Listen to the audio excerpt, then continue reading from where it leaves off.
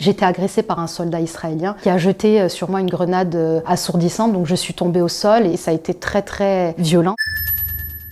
Bonjour, je suis Khadija Toufik, j'ai 30 ans et je suis reporter de guerre, notamment en Palestine et en Israël. Je suis ici aujourd'hui pour vous raconter mon expérience sur le terrain, vous raconter ce que j'ai vu et ce que j'ai vécu. Ce qui se passe actuellement en Palestine et en Israël, c'est très complexe. Les Palestiniens, depuis des décennies, font face à une oppression, à des violences de la part des colons, mais également de la part de l'armée israélienne. Et en Israël, en fait, c'est totalement différent. La population israélienne est soumise aux actions du gouvernement d'extrême droite actuellement au pouvoir en Israël. La population israélienne est aussi étouffée par les actions de son gouvernement. Alors effectivement, j'étais sur place le 7 octobre 2023 à Tel Aviv. À 6 h du matin, j'ai été réveillée par les sirènes qui annonçaient une attaque imminente. Et en réalité, il s'agit d'une riposte du Hamas. Très souvent dans les médias mainstream et dans les médias traditionnels,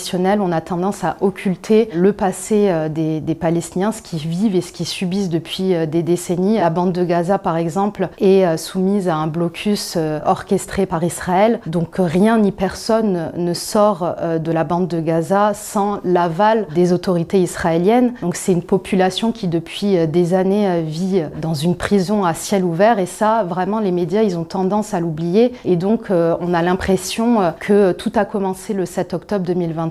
Or, c'est totalement faux d'affirmer cela. C'est faux aussi de dire que c'est une attaque. C'est plutôt une riposte.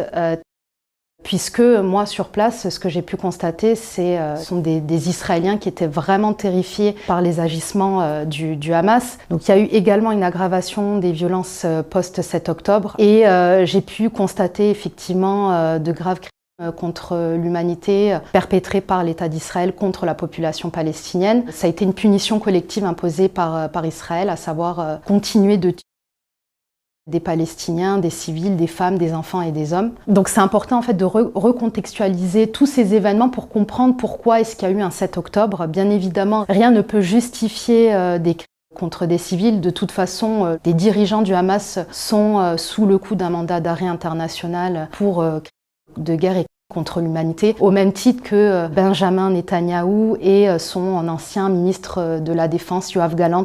Donc c'est pas parce qu'on raconte des faits qui se sont produits dans le passé qu'on justifie une riposte, à savoir la riposte du 7 octobre. La Palestine aujourd'hui, au regard du droit international, c'est la bande de Gaza plus la Cisjordanie occupée. La Cisjordanie occupée, c'est un bout de territoire entre ce qu'on appelle aujourd'hui Israël et la Jordanie. Donc la Cisjordanie